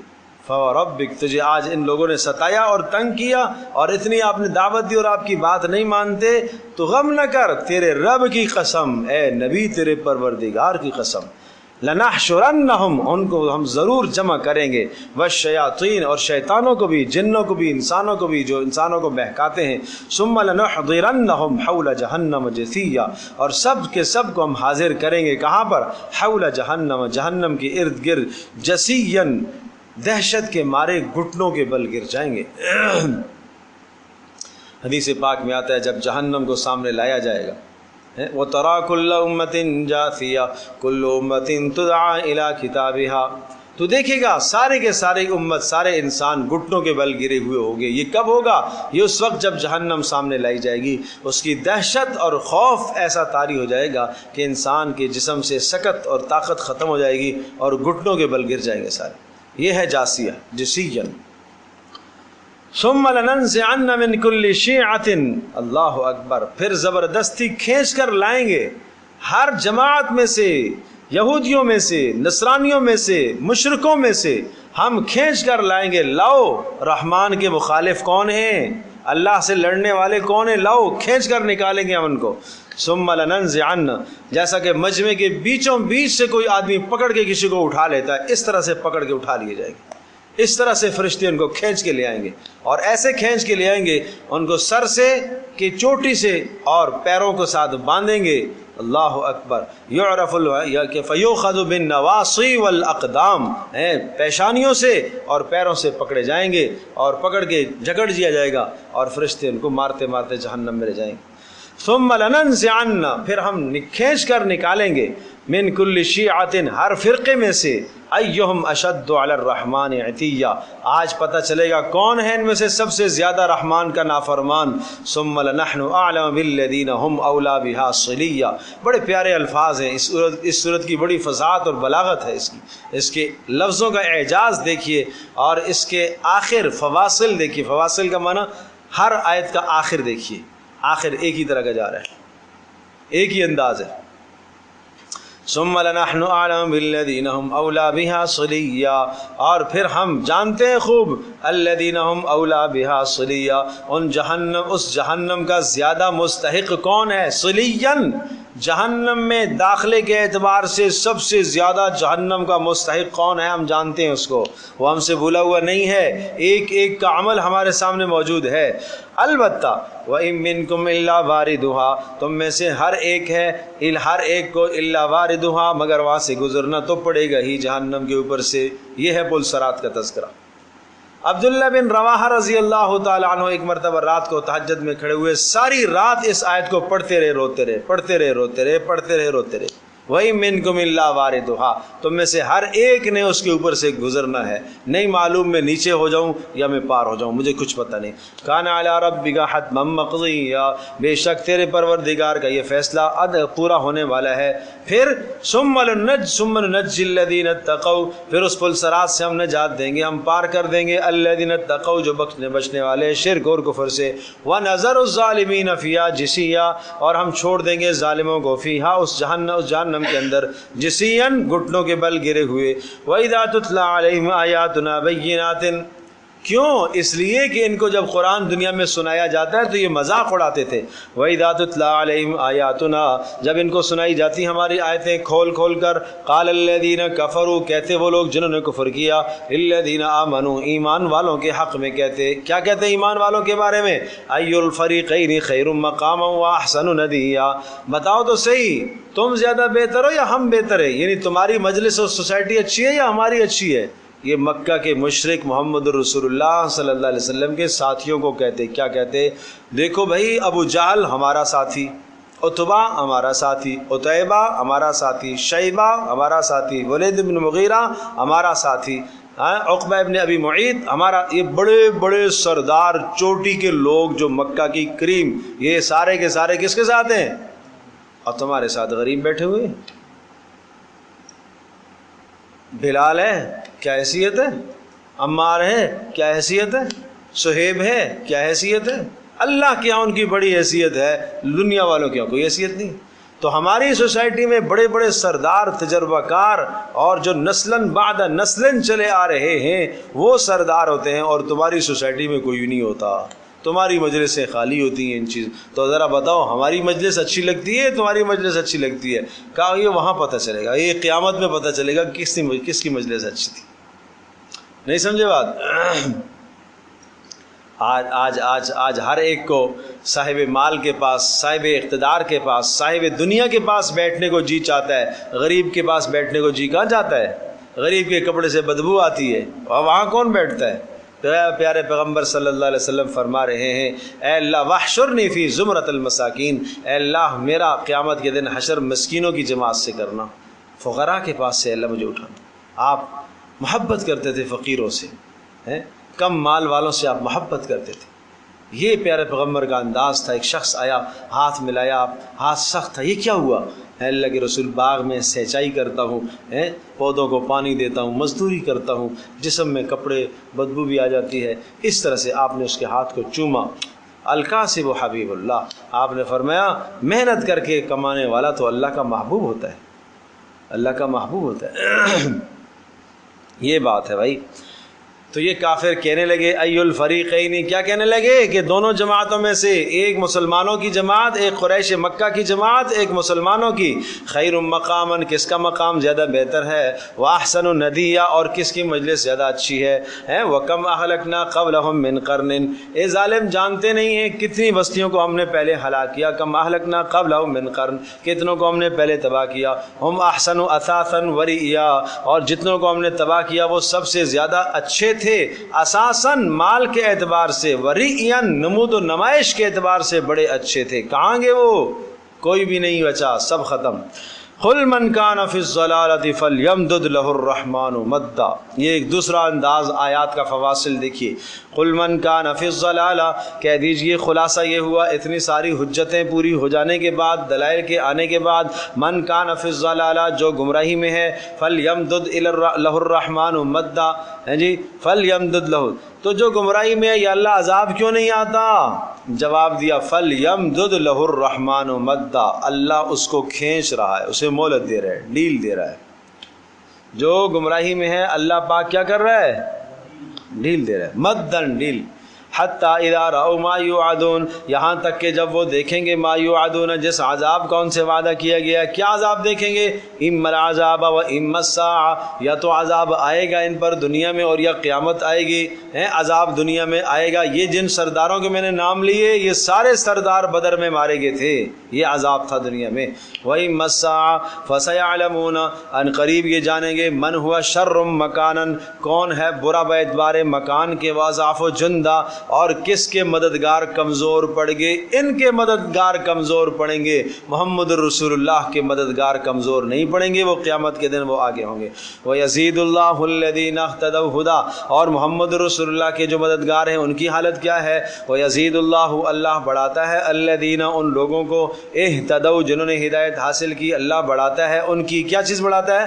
ہدن، اللہ ان کی ہدایت کو اور بڑھاتا ہے، رہنمائی اور عطا کرتا ہے۔ والباقیات الصالحات، اور وہ اعمال جو باقی رہنے والے ہیں اور نیک اعمال ہیں، خیر عند ربک، وہ بہتر ہے تمہارے پروردگار کے پاس ثواب کے اعتبار سے، وہ خیر مردہ، اور انجام کے اعتبار سے بہتر ہیں۔ باقیات الصالحات کیا ہے؟ رسول اللہ صلی اللہ علیہ وسلم سے پوچھا گیا، آپ نے فرمایا باقیات الصالحات کیا ہوتا ہے؟ سبحان اللہ والحمد للہ، لا الہ الا اللہ، اللہ اکبر، ولا حول ولا قوۃ الا باللہ، یہ باقیات الصالحات ہیں۔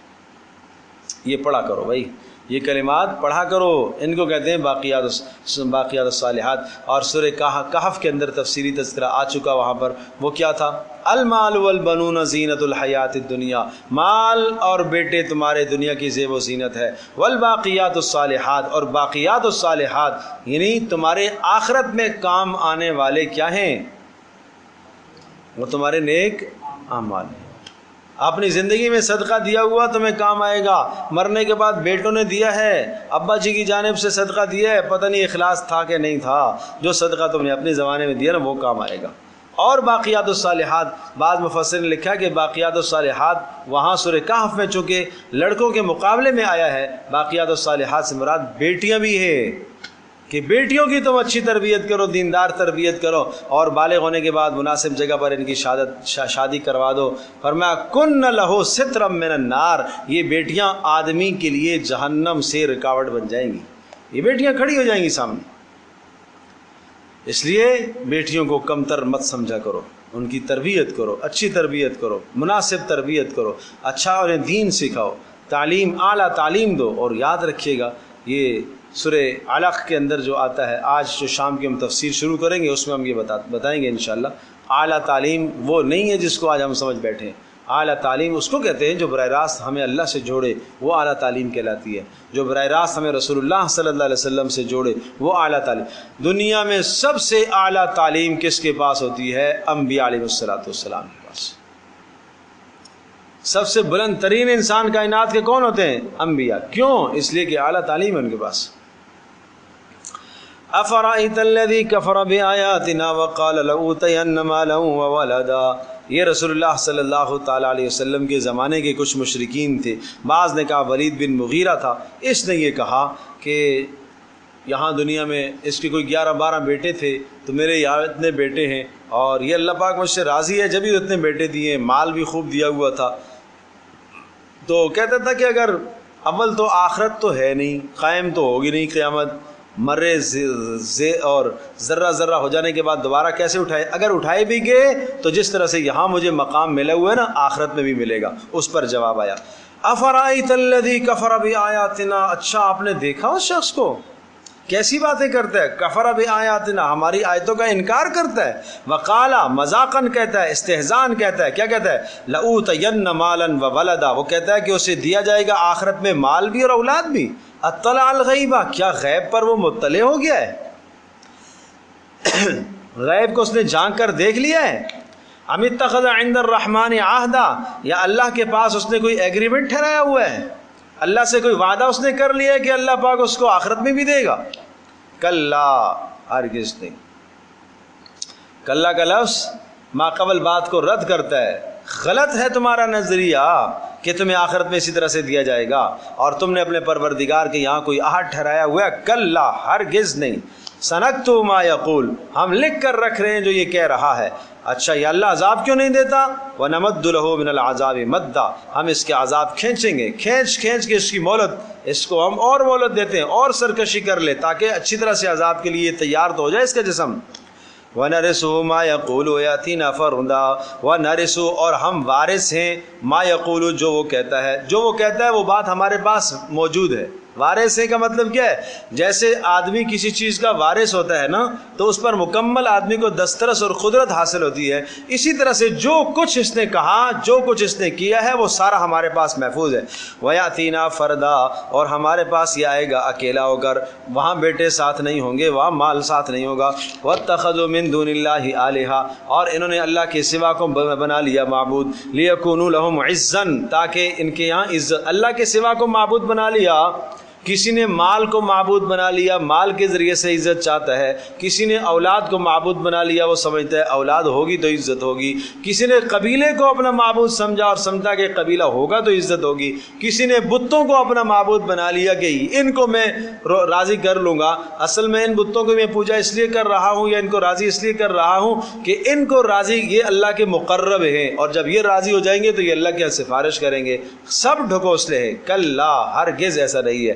سیکفرون بعبادتہم، جن کی یہ بندگی کر رہے ہیں وہ سب قیامت کے دن انکار کر دیں گے. ویکونون علیہم ضدا، اور ان کے مخالف ہو جائیں گے. الم تر انا ارسلنا الشیاطین علی الکافرین تعزهم عزا، شیطان کے بہکاوے ہیں، شیطان کے بہکاوے اس رکوع میں. کیا آپ دیکھتے نہیں ہیں؟ انا ارسلنا الشیاطین، ہم شیطانوں کو کہاں بھیجتے ہیں؟ علی الکافرین، کافروں پر. نیک لوگوں کے پاس فرشتوں کا نزول ہوتا ہے، فرشتے ان کو اچھی بات ڈالتے ہیں، دل میں اچھے خیال ڈالتے ہیں، الہام ڈالتے ہیں. اور بد لوگوں کے پاس کس کا نزول ہوتا ہے؟ شیطانوں کا. اور شیطان کیا کرتا ہے؟ تعزهم عزا، ان کو ابھارتے ہیں کفر پر، ابھارتے ہیں کفر پر. نہیں، وہ تم سے اچھا تھوڑا ہی ہے. محمد رسول اللہ صلی اللہ علیہ وسلم جو بات کہہ رہے ہیں، ایسی بات تو تم بھی کہہ سکتے ہو. ارے سمجھے بھائی؟ ہاں، مفسرین نے لکھا ہے یہ بھی ہوتا ہے. ایک شخص کے متعلق عبداللہ بن ابی سرح کا نام آتا ہے کہ جب یہ آیت نازل، ثم خلقنا النطفة علقة فخلقنا العلقة مضغة فخلقنا المضغة عظاما فكسونا العظام لحما ثم انشأناه خلقا آخر. اس کے بعد فتبارک اللہ احسن الخالقین.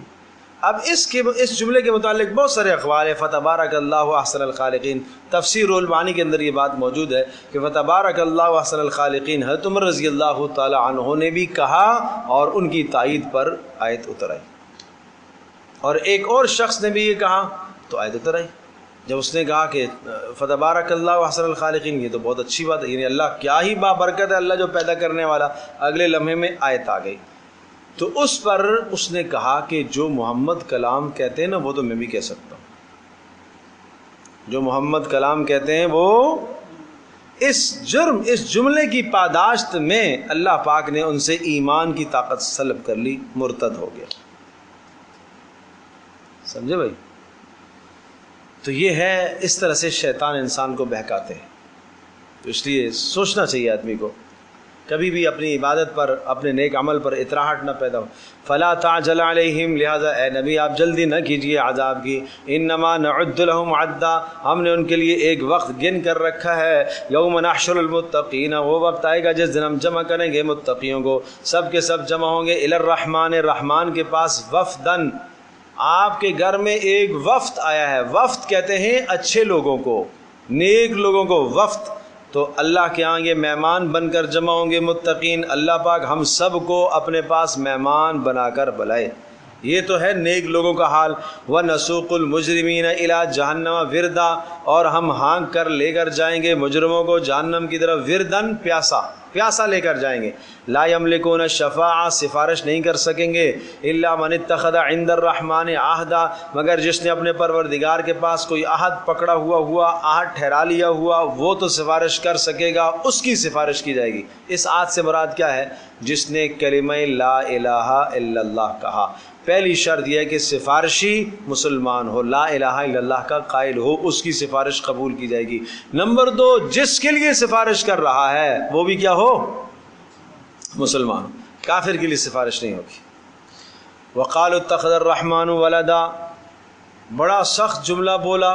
وقالوا، یہ لوگ کہتے ہیں، اتخذ الرحمن ولدا، رحمان نے اولاد بنا لی۔ لقد جئتم شیئا ادا، بڑی بھاری بات لے کر آئے ہو۔ تکاد السماوات، اتنی بھاری بات، تکاد السماوات، قریب ہے کہ پھٹ جائیں آسمان، یتفطرن منہ، پھٹ جائیں اس جملے سے، وتنشق الارض، زمین پھٹ جائے، وتخر الجبال حدا، اور پہاڑ بھی ریزہ ریزہ ہو جائیں، اس بات سے ان دعوا للرحمن ولدا، اس لیے کہ وہ رحمان کے لیے کیا ٹھہراتے ہیں؟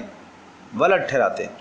شاید آپ کو یاد ہوگا، میں نے عرض کیا تھا، بڑی تفصیل سے یہ مضمون میں نے بیان کیا تھا سورۃ الکہف کے شروع میں، اس کو دیکھ لیا جائے، سن لیا جائے ایک بار پھر سے۔ اور وہاں یہ بات میں نے عرض کی تھی کہ اصل میں اللہ کے لیے اولاد ٹھہرانا اتنا بدترین جرم ہے، اتنی بدترین گالی ہے، جس کو اللہ پاک نے گالی سے تعبیر کیا کہ شتمنی ابن آدم، ابن آدم مجھے گالیاں دیتا ہے۔ کیسے گالیاں دیتا ہے؟ یہ کہتا ہے اللہ نے ولد ٹھہرایا، اللہ کی اولاد ہوئی ہے، حالانکہ میں اولاد سے پاک۔ بھائی اولاد ٹھہرانے کا مطلب کیا ہوا؟ کائنات میں 2 معبود ماننا۔ آپ دنیا میں یہ گھر آپ نے اپنا ذاتی بنایا ہے، ذاتی پیسے سے بنایا، ذاتی آپ کا خون پسینہ لگا ہے، دوسرا آدمی دعویٰ بول دے کہ میں بھی اس میں شریک ہوں، آپ چاہیں گے؟ کوئی نہیں چاہے گا۔ جب آپ دنیا میں کسی چیز کے اندر شراکت داری برداشت نہیں کرتے تو ساری کی ساری کائنات، زمین و آسمان، شمس و قمر کس نے بنائے؟ اللہ نے بنائے۔ جب کوئی آدمی اللہ تبارک و تعالیٰ کے ساتھ اس کائنات میں کسی اور کو شریک کرتا ہے، اللہ پاک کو یہ اچھا نہیں لگتا، اور یہ اتنا بدترین جرم ہونے لگتا ہے۔ آسمان تو جانتا ہے کہ مجھے کس نے بنایا ہے؟ اللہ نے بنایا ہے۔ جب کوئی آدمی آسمان کی خلقت میں کسی اور کو اللہ کے ساتھ شریک کرتا ہے، آسمان پھٹتا ہے، یا اللہ یہ کیا بکواس کر رہا ہے، یہ زمین پھٹنے لگتی ہے، کیا بول رہا ہے یہ، آسمان پہاڑ ریزہ ریزہ ہونے لگتے ہیں، یہ کیا بول رہا ہے؟ اس نے اللہ تیرا شریک بنا لیا۔ ولد اللہ کے لیے ماننے کا مطلب کیا ہوا؟ کہ شریک ٹھہرانا۔ کیوں؟ اس لیے ولد ہوتا ہے، ولد کہتے ہیں بیٹی کو، اور اس کے باپ کو کہتے ہیں والد۔ تو والد جو ہوتا ہے وہ اپنے ولد کا والد ہوتا ہے، خالق نہیں ہوتا۔ آپ سب کے سب اپنی اولادوں کے کیا ہیں؟ والد ہیں نا، خالق تو نہیں ہیں، خالق نہیں ہیں۔ جب آپ اپنی اولادوں کے والد ہیں، آپ اپنی اولادوں کے خالق نہیں ہیں، تو اگر معاذ اللہ ثم معاذ اللہ اللہ کے لیے کوئی بیٹا مان لیا جائے تو اللہ ہوا والد اور بیٹا کیا ہوا؟ ولد۔ تو پھر مطلب یہ ہوا کہ اللہ کے ولد کو اللہ نے نہیں پیدا کیا، کسی اور نے پیدا کیا۔ جب کسی اور نے پیدا کیا تو پھر خالق ایک اور ہو گیا، اس لیے گالی۔ پھر خالق تو 2 ہو گئے۔ نمبر 2، والد اپنے ولد کے بے شمار احوال سے ناواقف ہوتا ہے۔ رحم مادر میں ولد بن رہا ہے، والد کو پتہ ہے کیسے بن رہا ہے؟ نہیں پتہ چلتا۔ تو اگر یہ مان لیا جائے کہ اللہ کے لیے ولد ہے تو پھر مطلب یہ ہوا کہ اس ولد کے تخلیقی مراحل سے وہ اللہ، چونکہ وہ کیا ہوا؟ والد ہوا، تو وہ والد اپنے ولد کے تخلیقی مراحل سے ناواقف ہے، اور جس کے لیے ناواقفی ثابت ہو جاتی ہے وہ رب اور الہ اور معبود نہیں ہو سکتا۔ سمجھے بھائی؟ نمبر 3، اگر ہم ولد مان لیتے ہیں اللہ کے لیے معاذ اللہ ثم معاذ اللہ، تو ولد اپنے والد کا شبیہ ہوتا ہے۔ ولد اپنے والد کا شبیہ ہوتا ہے نا، تو شبیہ ہوتا ہے تو بھائی ظاہر سی بات ہے کہ جناب بکری کا بچہ کیا ہوتا ہے؟ اسی کی جنس سے ہوتا ہے نا، اس کا شبیہ ہوتا ہے۔ گائے کا بچہ اسی کی شبیہ ہوتا ہے۔ تو پھر مطلب یہ ہوا کہ اگر اللہ کا ولد مان لیا جائے تو اللہ پاک کا شبیہ ثابت ہو جائے گا، جبکہ لیس کمثلہ شیء، اس کی مثل تو کچھ بھی نہیں۔ وَلَمْ يَكُنْ لَهُ كُفُوًا أَحَدٌ، اس کا ہم پلہ، ہم مثل کوئی ہے ہی نہیں۔ تو اس لیے یہ اتنا سخت جرم ہے. وما ينبغي للرحمن ان يتخذ ولدا، اور زیب نہیں دیتا رحمان کے لیے کہ وہ اپنے لیے اولاد ٹھہرائے. ان کل من فی السماوات والارض، سن لو، ان کل من فی السماوات جو آسمانوں میں ہیں سارے کے سارے اور زمینوں میں ہیں، الا آتی الرحمن، ان نفی کے لیے نہیں ہیں سب کے سب جو آسمانوں میں اور زمینوں میں، الا آتی الرحمن مگر سب کے سب رحمان کے پاس آئیں گے، عبدن غلام بن کر، غلام بن کر آئیں گے. تو بیٹا باپ کا غلام ہوتا ہے کیا؟ بولو بھائی، بیٹا باپ کا غلام ہوتا ہے؟ نہیں. یہاں تک کہ کوئی باپ اپنے بیٹے کا مالک بن بھی گیا، جیسے غلاموں کی زندگی اگر آ جاتی ہے تو جیسے ہی اس کو باپ خریدتا ہے وہ فوری آزاد ہو جائے گا، اس لیے کہ بیٹا باپ کا غلام بن نہیں سکتا. اچھا بھائی تم کہتے رہو لقد احصاہم وعدہم عدا، اللہ نے گھیر کر رکھا ہے ان سب کے حالات کو اور گن کر کے بھی رکھا ہے. احصا گھیرنا اور عدہم عدا گن کر رکھا ہے. وکلہم آتیہ یوم القیامۃ فردا، اور سب کے سب اپنے پروردگار کے پاس قیامت کے دن آئیں گے فردن، اکیلے ہو کر. ان الذین آمنوا وعملوا الصالحات، سورت کا خلاصہ آ رہا ہے. اب انبیاء علیہ السلام کے بلند کردار بیان ہوئے، شروع سے یاد رکھو. زکریا علیہ السلام، یحییٰ علیہ السلام، عیسیٰ علیہ السلام، حضرت مریم علیہ السلام، پھر اس کے بعد انبیاء کا تذکرہ، ابراہیم علیہ السلام، موسیٰ علیہ السلام، ہارون علیہ السلام، اسماعیل علیہ السلام، ادریس علیہ السلام، اسحاق علیہ السلام، یعقوب علیہ السلام، یہ سب کے تذکرے، پھر نوح علیہ السلام کا تذکرہ. سب کے سب یہ برگزیدہ لوگ تھے. جو لوگ ان برگزیدہ شخصیات اور ان برگزیدہ ہستیوں کی زندگی کو اپنائے گا، آمنو جو ایمان لائے گا اور عمل صالح اس طرح سے کرے گا جیسا ان برگزیدہ ہستیوں کی زندگی ہے، تو کیا ہوگا؟ سیجعل لہم الرحمن ودا، رحمان ان کے لیے محبت پیدا کر دے گا. اللہ ان کے لیے کیا کرے گا؟ نمبر 1 اللہ ان کے لیے محبت پیدا کرے گا، اللہ خود ان سے محبت کرے گا. نمبر 2 اللہ ملائکہ کے دلوں میں ان کی محبت ڈالے گا. نمبر 3 اللہ مخلوق کے دل میں اس کی محبت ڈالے گا. اس لیے حدیث میں آتا ہے کہ جب اللہ کسی سے محبت کرتا ہے پھر اللہ ملائکہ سے کہتا ہے، فرشتے جبریل سے، اے جبریل میں فلاں سے محبت کرتا ہوں، تم بھی محبت کرو. جبریل آسمان میں اعلان کرتے ہیں، اللہ بھی، میں بھی، اور آسمان والے، اے آسمان والے سب اللہ فلاں سے محبت کرو، ہم محبت کرتے ہیں اس سے. پھر آسمان والے زمین پر اترتے ہیں، کہتے ہیں اللہ بھی، جبریل بھی، سارے آسمان والے فلاں سے محبت کرتے ہیں، اے زمین والو تم بھی محبت کرو. اچھا یہ محبت کی فضا ایسی چلائی جاتی ہے جیسے ہوا چلتی ہے، سردی آتی ہے تو سردی کا اثر محسوس ہوتا ہے، اسی طرح سے نیکوکاروں کے دلوں میں محبت جاتی ہے.